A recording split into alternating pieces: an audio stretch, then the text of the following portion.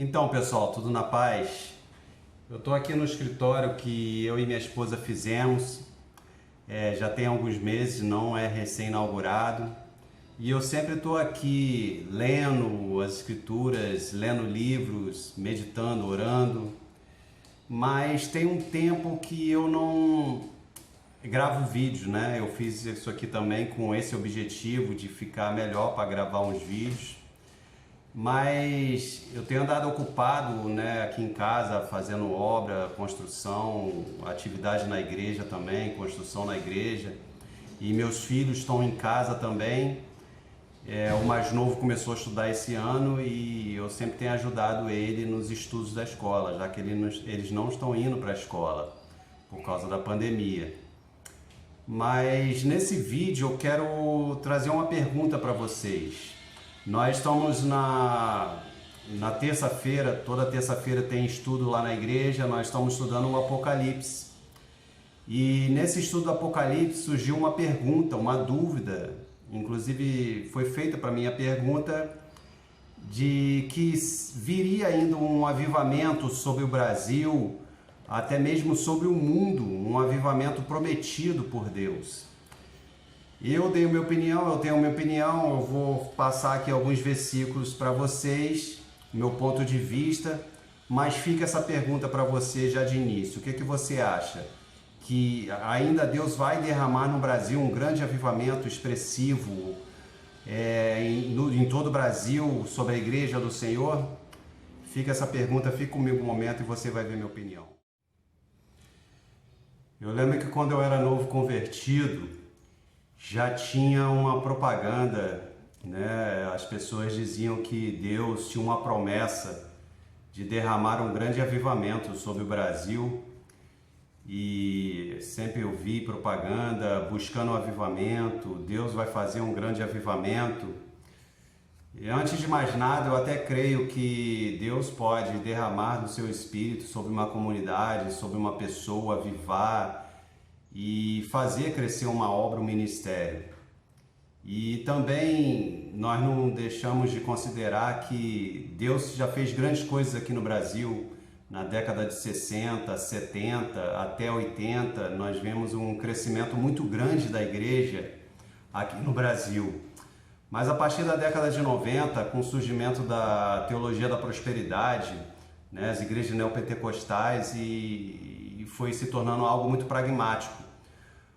Só em números, crescimento em números, mas não foi um verdadeiro avivamento. Os avivamentos, as manifestações, né, o poder de Deus derramado sobre a vida das pessoas, trazendo até milagres, curas, né, dons espirituais manifestando através de homens, que muitos deles já até morreram, nós não vemos mais.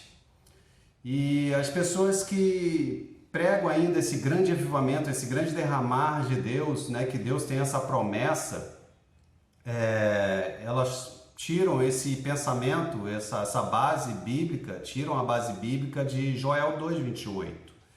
Eu estou com a Bíblia aberta aqui em Joel 2:28 e eu leio para você.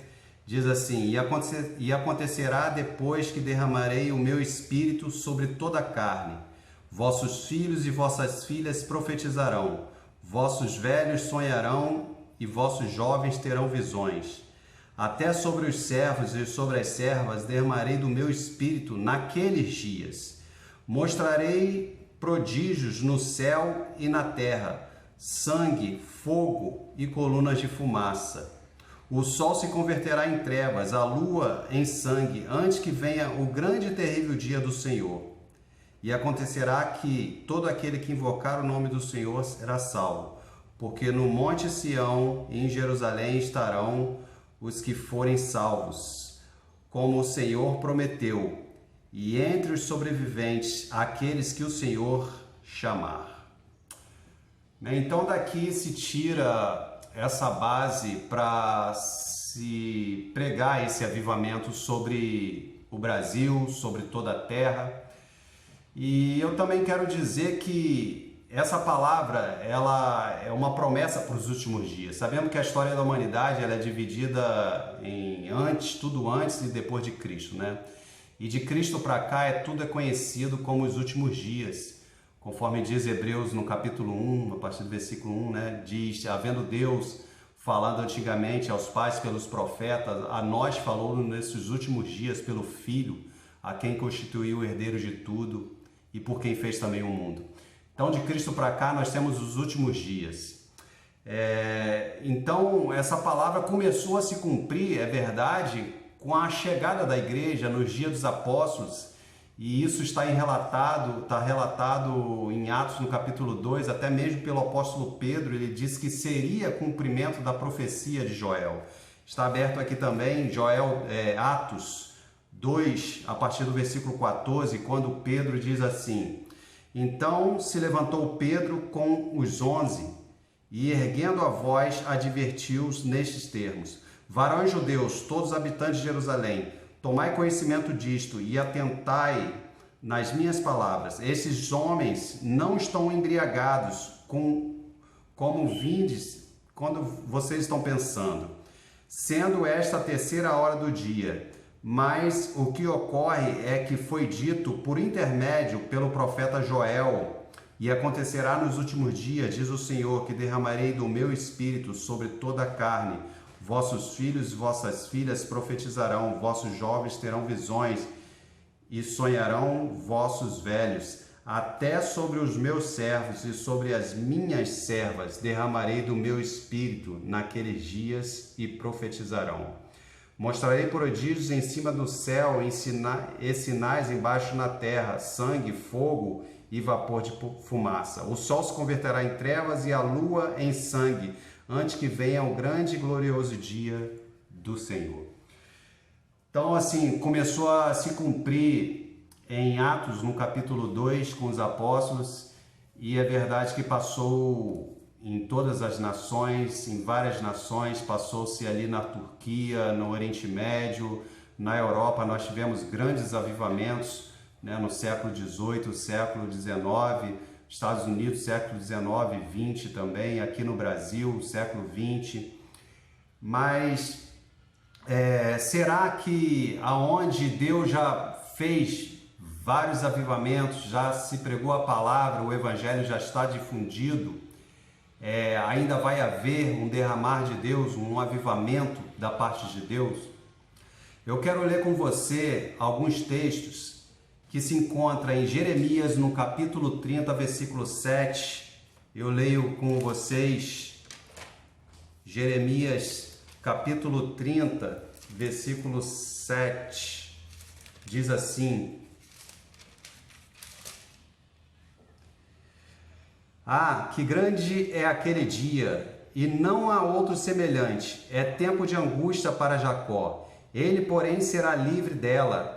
Naquele dia, diz o Senhor dos Exércitos, eu quebrarei o seu jugo de sobre o teu pescoço e quebrarei os teus canzis. E nunca mais estrangeiros farão escravos este povo, que servirá ao Senhor, seu Deus, como também a Davi, seu rei, e lhe levantarei. Quero ler também Zacarias para vocês, para a gente concluir esse raciocínio, esse pensamento. Zacarias capítulo 12, no versículo 10, diz o seguinte: e sobre a casa de Davi e sobre os habitantes de Jerusalém derramarei o espírito de graça e de súplicas. Olharão para aquele a quem traspassaram, prantearão como quem pranteia por um unigênito, e chorarão por ele como se chora amargamente pelo primogênito. Então, eu tenho para mim que Deus vai fazer ainda um grande avivamento, sim, mas sobre a nação de Israel. Nós sabemos que pela palavra do Senhor, que está lá em Romanos, no capítulo 11, versículo 25, quando o apóstolo Paulo diz o seguinte: irmãos, não quero que ignoreis esse mistério, porque o endurecimento sobre Israel vem em parte, até que a plenitude dos gentios esteja completa. O que Deus tem para fazer nos gentios está fazendo, já fez muito, está fazendo nesses tempos, mas a plenitude dos gentios, que somos nós, são as nações, vai se completar e Deus vai voltar o seu foco sobre Israel. e ali Israel vai clamar ao Senhor. Tem uma palavra que todos esses versículos diz assim: nos últimos dias, naqueles dias. Que dias são esses? Esses últimos dias não são só os dias de Cristo para cá, os últimos dias de Cristo para cá, mas são especificamente os dias da grande tribulação. Nesse período aí de 7 anos, que vai haver grande tribulação, Israel vai clamar ao Senhor e Deus vai derramar sobre eles o seu Espírito. Aí sim vai vir uma massa de conversão, um grande número de conversão, até mesmo pregada pelos 144 mil. E esse número 144 mil que está lá em Apocalipse no capítulo 7, eu tenho para mim também que não é um número específico, não é um número redondo, mas é um número simbólico. E essas pessoas que vão ser seladas por Deus estarão pregando a palavra, fazendo missão nos dias da grande tribulação, e através dessa pregação aí, Israel vai se converter, Israel vai reconhecer que o Messias já veio e eles vão chorar e se arrepender por não ter aceito aquele Messias que já veio há 2000 anos atrás. E aí o povo vai se converter. Até então, a igreja no mundo está se tornando Laodiceia. A cada dia mais o povo está preso ao seu egoísmo, né, aos seus prazeres, como Jesus diz lá em Mateus no capítulo 24, como foi nos dias de Noé, assim também será na vida do Filho do Homem. Comiam, bebiam, casavam-se e davam-se casamento, até que Noé fechou a arca e veio o dilúvio. Então os dias estão se cumprindo, a igreja está se tornando Laodiceia, está morna, uma igreja morna que confia nos seus próprios bens, na sua própria riqueza. Mas como Deus diz lá em Apocalipse no capítulo 3, né, versículo 16, pois não sabe que é um desgraçado, miserável, pobre, cego e nu. Até que o Senhor volte, a igreja vai estar desse jeito. Mas Israel vai se converter, Israel vai ser derramado sobre ele o Espírito Santo e toda a nação de Israel. Não todos os números, pessoas que estiverem vivas na situação, mas uma grande massa, um grande avivamento vai vir sobre Israel. É isso que eu creio, isso que eu acredito, e eu te convido a analisar as Escrituras para que você venha tomar sua decisão. Deus abençoe sua vida. Amém.